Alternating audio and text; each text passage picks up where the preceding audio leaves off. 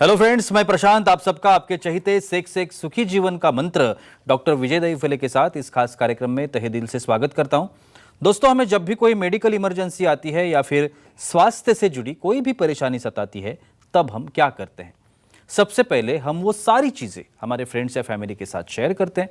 पर दोस्तों, हमें जब भी कोई सेक्स से जुड़ी परेशानी सताती है, तब हम ऐसा नहीं कर पाते, क्योंकि इस बारे में बात करने में हम झिझकते हैं, हमें शर्म आती है। पर दोस्तों, अब शर्माने की बिल्कुल ज़रूरत नहीं, क्योंकि डॉक्टर विजय दहीफले आपके सारे सेक्स रिलेटेड सवालों के जवाब बहुत ही पॉजिटिव तरीके से ज़रूर देंगे। दोस्तों, शो को शुरुआत करते हैं, लेकिन उसके पहले जानते हैं डॉक्टर विजय दहीफले इनके बारे में। डॉक्टर विजय दहीफले ये एक जाने माने सेक्सोलॉजिस्ट, यूरोलॉजिस्ट और एंड्रोलॉजिस्ट है। डॉक्टर दहीफले जी के क्लिनिक औरंगाबाद, हैदराबाद, दिल्ली में द्वारका, पुणे तथा नवी मुंबई में नेरुल, दादर, अंधेरी, कल्याण, नासिक, अहमदाबाद और दुबई में भी है। डॉक्टर विजय दहीफले जी का भारत तथा अन्य देशों में कॉन्फ्रेंसेस और सेमिनार के लिए हमेशा आना जाना रहता है, जिसमें वे सेक्स संबंधी सभी समस्याओं पर सलाह एवं मार्गदर्शन करते हैं। तो चलिए, डॉक्टर साहब हमारे साथ हैं, शो को शुरुआत करते हैं। Sir, welcome to the show. नमस्ते। आप सभी जानते हैं कि इन छोटे छोटे वीडियोस के माध्यम से हम वो इन्फॉर्मेशन आप तक पहुंचाना चाहते हैं जो इन्फॉर्मेशन ज़्यादातर कहीं पे अवेलेबल नहीं है, साइंटिफिक इन्फॉर्मेशन है, जो हमारे लिए, हमारे निजी जीवन के लिए बहुत ही इंपॉर्टेंट है। आज का जो टॉपिक हमने लिया है आज के इस एपिसोड का, वो है धातु की जांच कैसे करते हैं, और उसके बारे में हम लोग आज जानकारी लेने की कोशिश करेंगे। जैसे मैंने अभी बताया कि धातु की जांच के बारे में सबसे पहले सवाल ये आता है कि धातु की जांच के जो रिपोर्ट है उसमें एजोस्पर्मिया के क्या कारण होते हैं। एजोस्पर्मिया के बारे में पिछले एक एपिसोड में आपने बताया था, तो ये इसका आगे का जो सेक्टर देखेंगे हम डेफिनेटली। प्रशांत जी, यहाँ पे जो हमारी सीरीज चल रही है सेक्स एजुकेशन, सेक्सुअल अवेयरनेस और सेक्सुअल सेफ्टी, इसमें हम साइंटिफिक इन्फॉर्मेशन ले रहे हैं, धातु क्या होता है, रिपोर्ट क्या होता है। भाई, आपको पूरा रिपोर्ट डॉक्टर के जैसा मालूम होने की ज़रूरत नहीं, लेकिन कम से कम अपने को बेसिक तो पता होना चाहिए। तो आगे गाइडलाइन क्या करना चाहिए, कौन सा डॉक्टर देखना चाहिए, उसके लिए यहाँ पे एक डिस्क्लेमर देता हूँ। यहाँ पे time, place, person, condition, culture, consenting अपना ओन और नॉन पार्टनर, नॉन इन्फेक्टेड के साथ ही आजमाना है। भाई, एजोस्पर्मिया ने रिपोर्ट आ गया, हमने देख लिया, एक भी स्पर्म नहीं है उसके अंदर, उसको एजोस्पर्मिया बोलते हैं। क्यों हो सकता है ऐसा? प्री टेस्टिकुलर कॉजेस है, टेस्टिकुलर कॉजेस है, पोस्ट टेस्टिकुलर कॉजेस है। मतलब हमारी जो अंडाशय है उसके पहले जो कारण आते हैं, अंडाशय के अंदर जो कारण है और अंडाशय से बाहर जो कारण है, ये स्टेप बाय स्टेप देखेंगे। साइंटिफिक है, लेकिन मैं आपको सिंपल लैंग्वेज में प्रेजेंट करके बोलेंगे। बिल्कुल सर, अभी आपने बताया कि प्री टेस्टिकुलर, पहले ये बताया कि एजोस्पर्मिया के जो प्री टेस्टिकुलर कॉजेज है, कारण है, ये क्या है?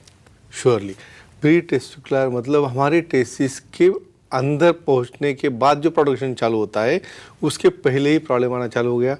हाइपोथैलेमो पिट्यूटरी गोनाडल एक्सिस, यानी हमारे ब्रेन से जो कमांड निकलते हैं हार्मोन्स की, टेस्टोस्टेरोन की मात्रा है, इसका सप्लाई कैसे हो रहा है, वहाँ पे सप्लाई जा रहा है या नहीं जा रहा है, कुछ ब्लड वेसल के अंदर कोई प्रॉब्लम है क्या, या ऐसा कुछ हार्मोनल चेंजेस है क्या, ये हार्मोनल रिलेटेड और ये जो गोनाडल एक्सिस रिलेटेड जो प्रॉब्लम रहते हैं उसे प्री टेस्टिकुलर कहते हैं। और जब हम हार्मोन का एनालिसिस करेंगे, सीरम FSH है, LH है, टेस्टोस्टेरोन है, प्रोलैक्टिन है, ये करने के बाद आपको पता चलेंगे। बिल्कुल सर, हमारे कुछ ऑडियंस हमारे साथ है, उनका भी सवाल है। संग्राम जी है चाकण पुणे से, उनका सवाल है। संग्राम जी, पूछिए, क्या सवाल है आपका? हेलो, बोलिए। बोलो सर, ज्यादा वीर्यक्षरण हो तो स्पर्म की क्वालिटी खराब होती है क्या? हाँ, ये रहता है बिल्कुल कट्टा नॉलेज। बिल्कुल फ्रेंड बैठे बैठते बात जो करते हैं ना, मैं तो एक स्टडी हुई है, जब आदमी खाली बैठता है ना तो 80% दिमाग में सेक्स ही चलता है। और नहीं तो फिर अभी तो अपने सामने आ गया वेबसाइट, वो देखना। और समझो 4-5 जन बैठे तो मेरा कैसा, तेरा कैसा, और एक तो बोलता है मैं 10 बार नहीं 15 बार उसको वीर्यस्खलन करके निकालता हूँ, तो दूसरा बोलेगा भाई कुछ काम करने अब हो गया पूरा डैमेज।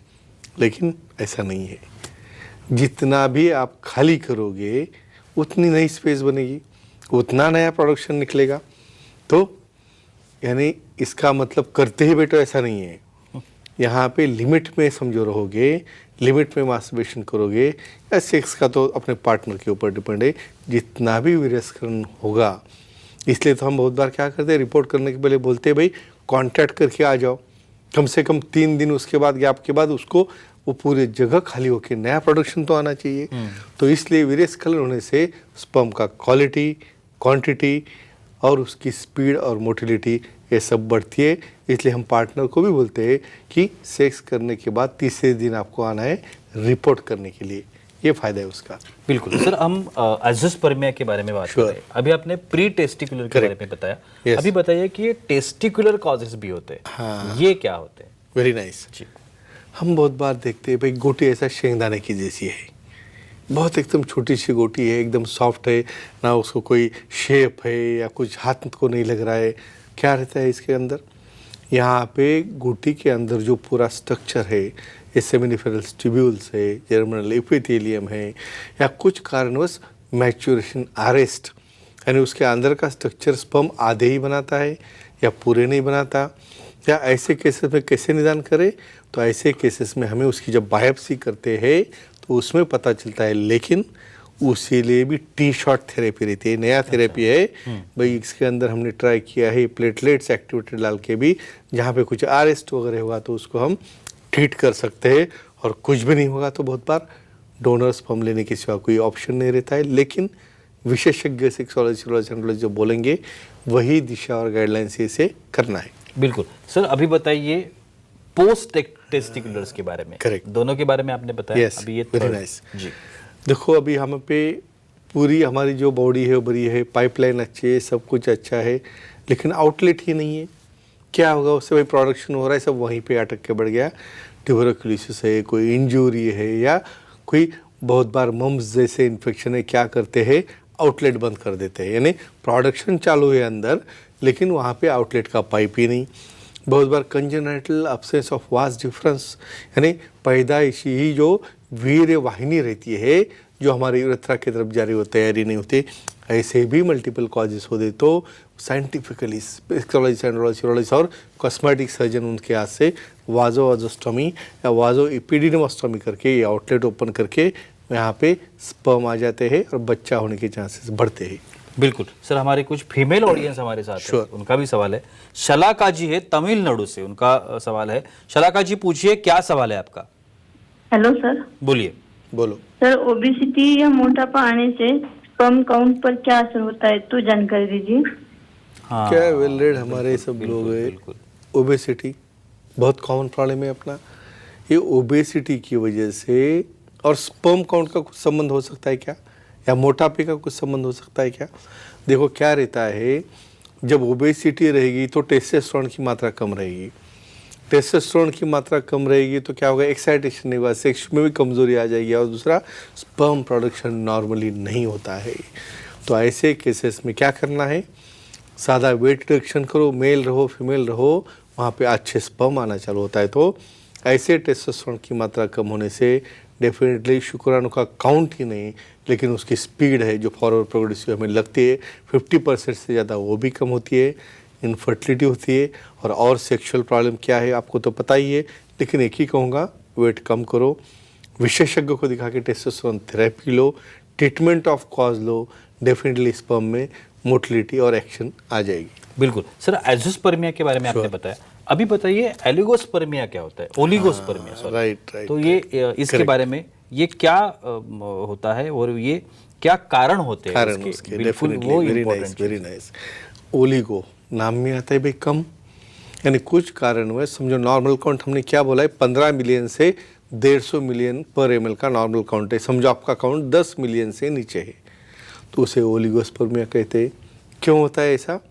एक वेरिकोसिल नाम की एक कंडीशन है जो पैथोलॉजी है, जिसके अंदर जो सप्लाई है हमारे टेस्टिस का क्या रहता है, हमारी टेस्टिस नीचे क्यों है, बॉडी से 60 डिग्री सेल्सियस टेम्परेचर कम रहेगा तो ही वहाँ पे प्रोडक्शन अच्छा होता है। कुछ लोगों में अनडिसेंडेड टेस्टिस, यानी टेस्टिस नीचे आई ही नहीं, दोनों के दोनों ऊपर है, या वहाँ पे वेरिकोसिल बन गए। ऐसी चीज़ों से वहाँ पे उसका अफेक्शन होके काउंट और क्वालिटी दोनों कम हो जाता है। बिल्कुल सर, अभी अभी आपने वेरिकोसिल के बारे में बताया। वही मेरा आखिरी सवाल है, correct. ये जो वेरिकोसिल है इसकी क्या ट्रीटमेंट होती है? वेरी इंपॉर्टेंट, इन शॉर्ट बोलूँगा, वेरिकोसिल के हम सेपरेट टॉपिक लेने वाले हैं, लेकिन एक मिनट में बोलता हूँ। वेरिकोसिल मतलब जहाँ पे एक नस आनी चाहिए अंडाशय की तरफ, काफ़ी ज़्यादा नसें आती है और उसका टेम्परेचर जो है बिगाड़ देते, तो स्पर्म प्रोडक्शन एकदम कम हो जाता है, लो क्वालिटी हो जाता है। बहुत बार दोनों टेस्टिस भी ऊपर रहे हमारे कैनल में या पेट के अंदर, उससे भी ऐसा होता है। तो ऐसे केसेस में वेरिकोसिलेक्टोमी, और एक बार कहता हूँ, ग्रेड 1 वाला थोड़ा सा रहेगा या बॉर्डरलाइन रहेगा तो उसका कोई संबंध नहीं रहता है। हमें एक्सप्लेन करना है भाई ओनली वेरिकोसिल होने से ही एक काउंट कम है, ऐसा नहीं होता है। उसके साथ इतर भी जो कारण है हमें देखने, हार्मोन लिया और कुछ होगी। तो एक ही कहूँगा फ्रेंड्स, विशेषज्ञ से दिखा के, सेक्सोलॉजी को दिखा के ट्रीटमेंट लो, आपका स्पर्म काउंट बढ़ेगा और आपका बच्चा होने के चांसेस बढ़ जाएंगे। वाह, thank you so much sir, बहुत ही अच्छी जानकारी थी। लेकिन वक्त की पाबंदी है, हमें यहाँ पे रुकना पड़ेगा। लेकिन आप अगर डॉक्टर साहब की सलाह लेना चाहते हैं तो अभी आपको स्क्रीन पर डॉक्टर साहब के नंबर्स दिख रहे हैं, जिसमें डॉक्टर साहब के सेंटर्स है, जिसमें डॉक्टर साहब के कॉन्टैक्ट डिटेल्स है, ईमेल है, वेबसाइट है। वेबसाइट के तहत आप डॉक्टर साहब की अपॉइंटमेंट भी ले सकते हैं। नई वेबसाइट है सर की, और यहाँ पे आप अपनी अपॉइंटमेंट बुक कर सकते हैं। डेट, आपको टाइम कौन सा है, ये सब जानकारी, सेंटर कौन सा है, ये भी आपको जानकारी वहाँ पे मिलेगी। और आप बहुत ही अच्छे तरीके से, बहुत ही पॉजिटिव तरीके से अपनी हर एक समस्या का समाधान पा सकते हैं। तो चलिए रुकते इस एपिसोड में, अगले एपिसोड में पूरी मुलाकात होने वाली है। तब तक के लिए शुक्रिया।